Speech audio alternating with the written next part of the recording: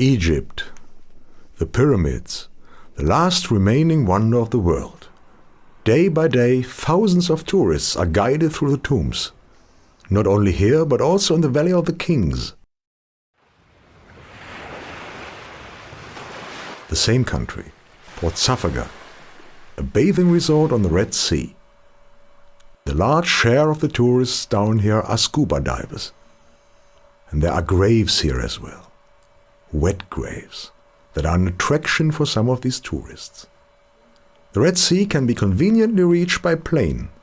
The coral reefs below the surface are no longer intact or even untouched, but they are still worth a look.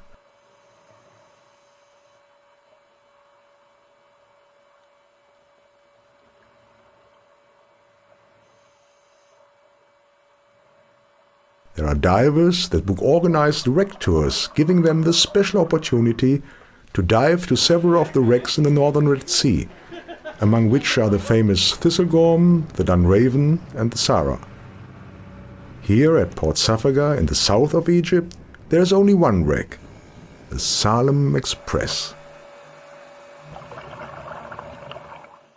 The Salem Express was built in 1966 in France for a French shipping company. It had been in use in Egyptian waters since 1988.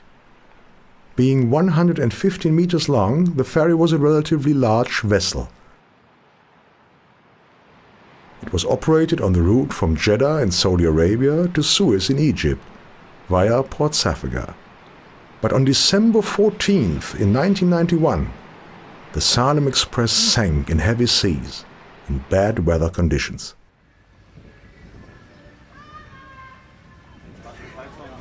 Mahmoud, the manager of the diving center at our hotel, tells us how he experienced the catastrophe.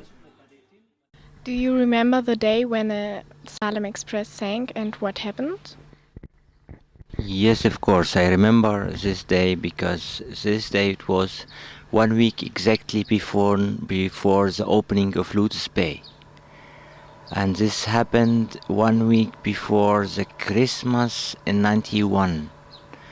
And this day I was sitting with the pilot. He brings the ship inside the port of Safaga.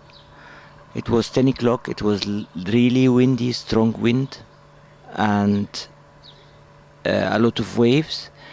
And we hear in the radio that the captain kick the reef, and we hear him that he asking for help for 10 minutes, and after he's disappear.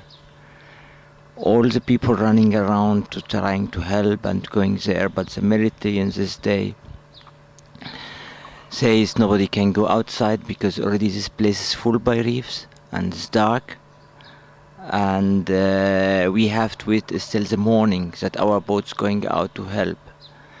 And I couldn't do much in this time, but we tried this with the people, but was nothing to do in this day, and we have to wait still early in the morning to do something, and it was too hard and it was too late for the people. And in this boat it was around 1,000 passengers. Half of them they survived, and the rest they died between inside the ship or during trying to fight to swim to reach the beach. And the problem here, we were not in this time well equipped to have emergency or helpful in the night with this condition of weather, especially around this reef is a lot of reefs and far away from Safaga. It's not far away, it's around 1 hour 20 minutes from Safaga, and it's full by reefs, and this really was a strong wind. In this day also, the story we know after this is normally the way of the wreck have to come from Saudi Arabia to Safaga, have to go out of Olive's Reef, to go out of Panorama Reef, then going inside again to go to the port. But the good captains or the people, they have a good experience, they make a shortcut and they take from Saudi Arabia, take it in between the reefs direct and going to port direct, and they save around 1 hour from time. And this captain, he make it always, but this time, yeah, if he went out of standard, could be he ship will be survive for 100 times, but once you have an accident in bad conditions, and this has happened.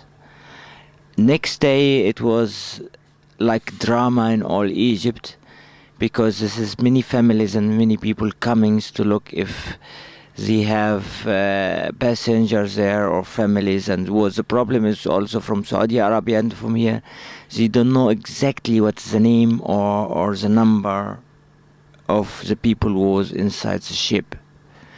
And the people were watching for maybe for son or for father or for brothers, and they are not sure if it's inside the ship or not. And it was millions of people inside the port of Zafaga here waiting for the relatives or families or anything. They don't know if they died or not, and it was really hard for all the people here.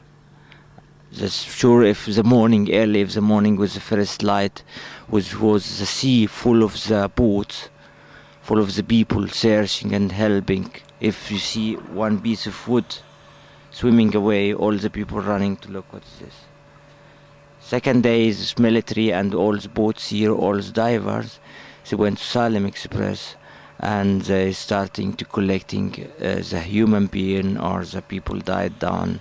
They can search, reach them, and still now this inside it is question mark. Nobody know inside exactly. The wreck opened from the middle, from the side, and they hit. Nobody know exactly because it is you couldn't find damage in the reef, but we thought that it is hit Shab Hamdallah, and then hits another reef and going down, lying in 33 meters, the maximum depth, and the top for around 11 meter depth. And this is now it's 11 years, but all the Egyptian people and every Egyptian remember this day exactly.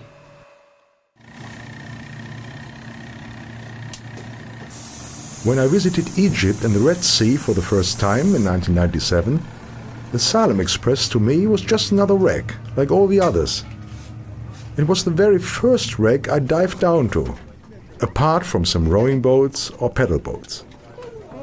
I had no relationship whatsoever to that sunken ship, nor to the passengers who died in it when it sank. I must admit that I wasn't even impressed by it at first. I was only interested in the fish.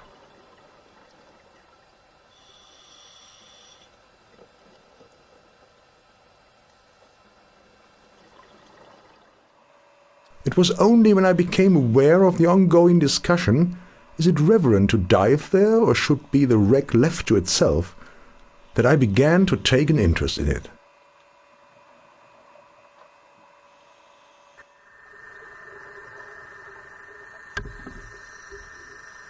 I have never been inside the wreck, and I consider it far too dangerous, but I can well understand that people are fascinated enough to take that risk. This fascination is not fed by the wish to look for treasures. It is simply curiosity. The same type of curiosity that motivates people to climb mountains. In search of something new, these people often forget their fears, astounded by the remarkable spectacle.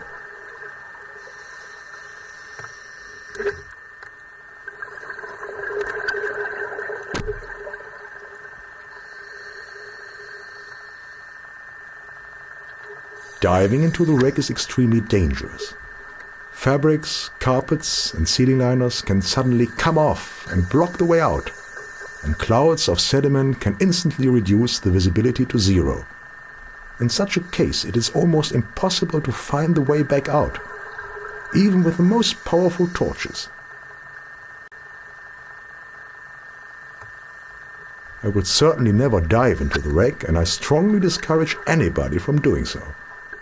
All diving centers that offer tours to the Salem Express prohibit entering the wreck, just as they prohibit dives outside the time depth ranges, considered safe for recreational scuba diving.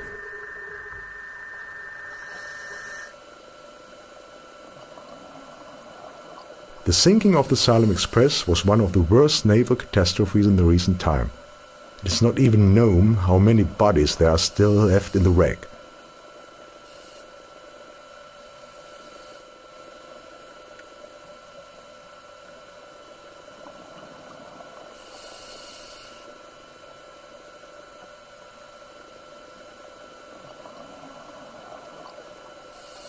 since there are many people who can recall the accident, there are many different opinions about diving the wreck, and they are fiercely and vehemently discussed.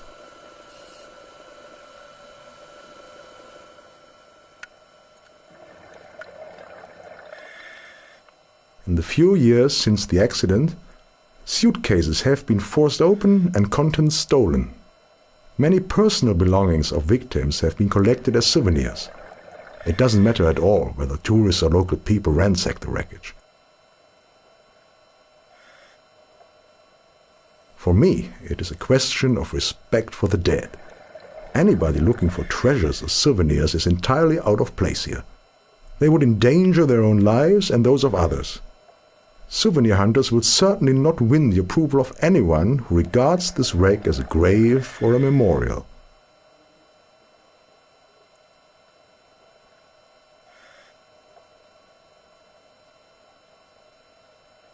Just seeing the lifeboats that were not even used, or the tricycle that belonged to a child who drowned there, is enough to send shiver after shiver down my spine. But it is exactly to keep those memories alive that I will certainly return to dive the Salem Express again or visit the pyramids.